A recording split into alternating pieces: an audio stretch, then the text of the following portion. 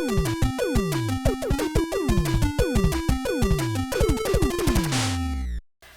back to part 3 of Cuphead Bosses Ranked. Here on the game Movie Jerks, once again, if you haven't seen parts 1 or 2, go ahead and watch those first. In this part, the bosses start to get seriously tough. At this point, we're mainly focusing on the last world of Cuphead, Inkwell 3. With that out of the way, let's jump right in. At number 7, we have Captain Brinybeard. In his first phase, he can only directly attack you with a pellet-shooting squid. Or maybe it's an octopus. I don't actually know the difference. He'll shoot like 5 at a time, and they'll be parryable, all except one.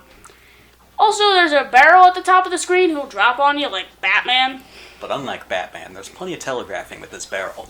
Whenever he makes an angry face, that means he'll drop down at you whenever you're under him. Then he'll make a happy face for a while, and you'll be safe until he's angry again. In the second phase, he calls in some of his friends.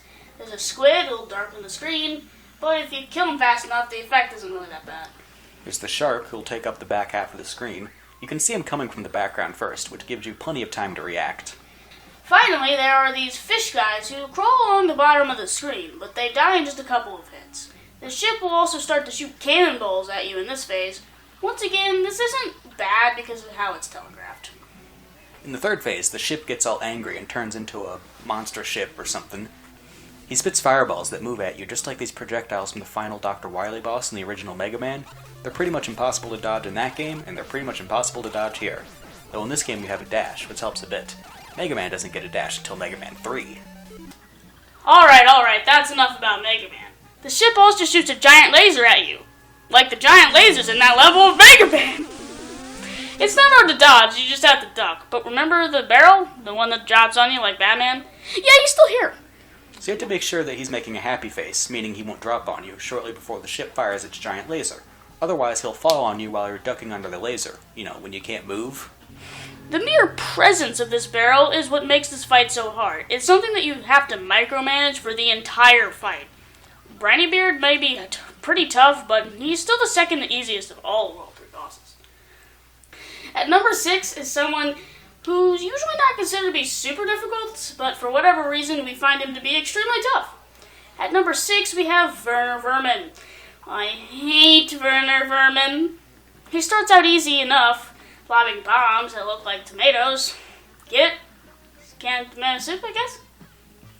I don't get it either. Then he launches these springs. It took us like 50 tries to figure these out. Your instant reaction is to parry them while they're in the air, like literally every other parryable item in the entire game. But if you do that, you're screwed, because he'll bum rush you right afterwards, and there's no way to get over him. You see, you're supposed to wait until the springs are on the ground, and upon parrying them, you'll go flying, allowing you to jump and dash over his bum rush. As far as we know, this is the only thing in the entire game that behaves like this. Every single other parryable item will just give you another small jump, but this one boosts you way into the air. It's bad game design, Jordan. Even just hitting them while they're laying on the ground is a challenge. You need to be as accurate as Deadshot. What are we, some kind of suicide squad? Yeah, it sure does feel that way, because chances are you're going to die a lot during this fight. What's one of the few things worse than Werner Vermin's first phase? Werner Vermin's second phase, of course! This phase is so dumb, I don't even want to explain it. So I won't! This phase is immensely hard. There are way too many things to deal with. There are 2 different levels, and Werner will go back and forth shooting his flamethrower on either the top or bottom level. Then there are these bottle cap saw things that come in and out from the sides. This means that of the 4 quarters of the screen, only one is safe at any given time. Sometimes you'll not only have to switch from top to bottom, but left to right too. Without the saws, this would still be a difficult phase, but those saws put this on an entirely different level. Did you notice the cat in the background during the first 2 phases? In the last phase, he comes bursting through the wall and he eats Werner Vermin. This is clearly a reference to Tom and Jerry, which is pretty neat. This phase isn't nearly as bad as the 2 before it. You just have to pay close attention to Tom, which is what I've decided to call the cat, and make sure you notice the telegraphing. Most of his attacks can be seen coming into the background first. The attacks are pretty fast, but they're well telegraphed. One of the dumb things I like to point out is when you kill Tom, it turns out the entire time he was just a robot being controlled by Werner. I don't know why, but I just think this is really dumb. Not nearly as dumb as the first 2 phases. Overall, I hate fighting Burner Berman, one of the least fun bosses in the entire game.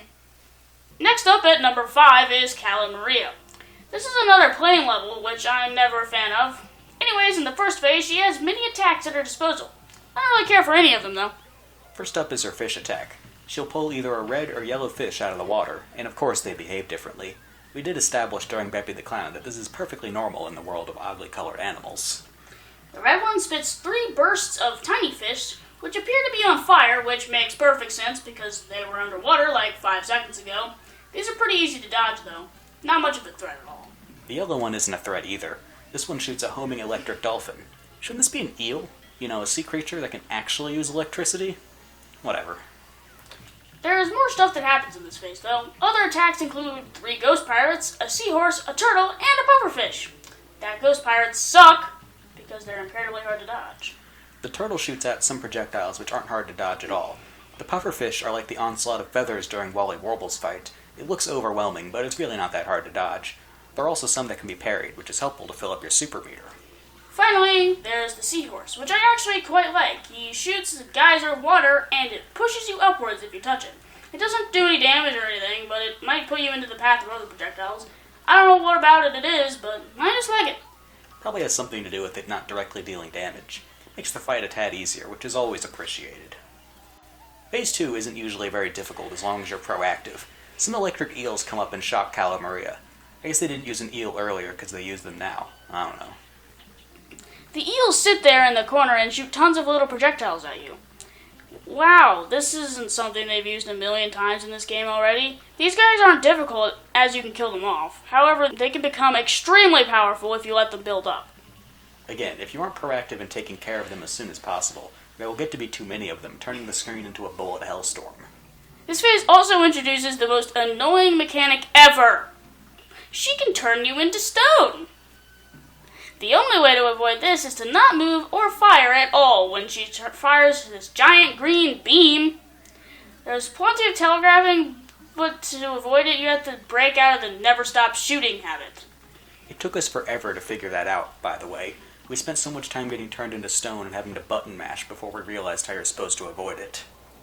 In Phase 3, her head comes off and you have to traverse through a narrow tunnel. This is one of the hardest phases of any bosses in the entire game. Hitting the top or the bottom of the tunnel deals damage, of course.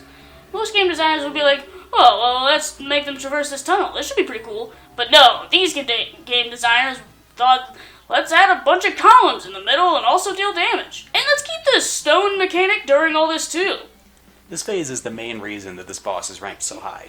Cala Maria's first 2 stages range from easy to annoying to genuinely tough, but none of it even comes close to this last phase. There's nothing else to say about it except that it just sucks, bro. Just sucks. At number 4 is Rumor Honeybottoms, who just falls short of cracking the top 3. Interestingly, we had her in the top 3 in our original draft, but when we went to record footage, we swapped her with our current number 3 pick. In part because Rumor Honeybottoms wasn't quite as hard as we remembered, but also because the current number 3 pick was even harder than we'd remembered. With that said, Rumor Honeybottoms is still really tough.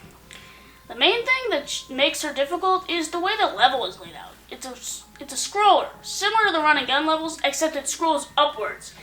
And when paired with the randomly placed platforms, it makes a pretty tough situation.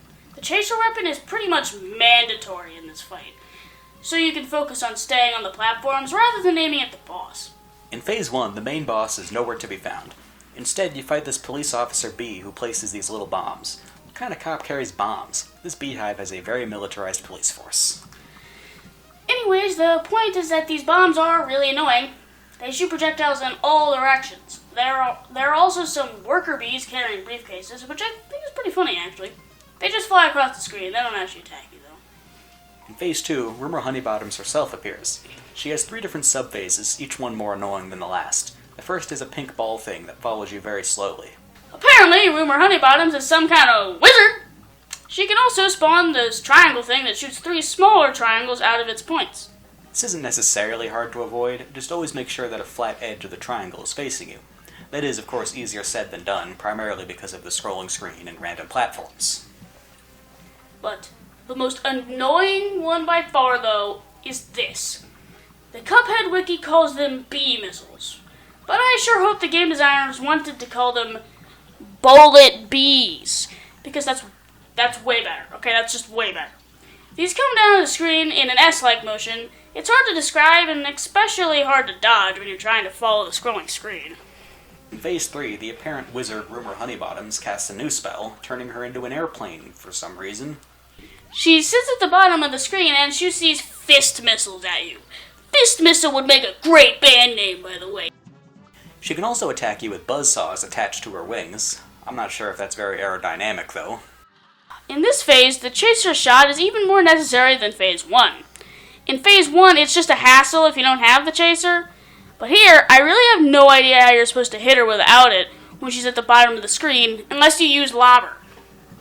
Overall, Rumor Honeybottoms is a really tough boss. Constantly having to keep jumping from platform to platform takes what would have been an already tough fight and really takes it to another level. Her last phase doesn't last long, but it's really difficult and extremely stressful. Alright guys, that's it for part 3. Stay tuned for the final part where we count down our top 3 most difficult Cuphead bosses here on the Gaming Movie Jerks!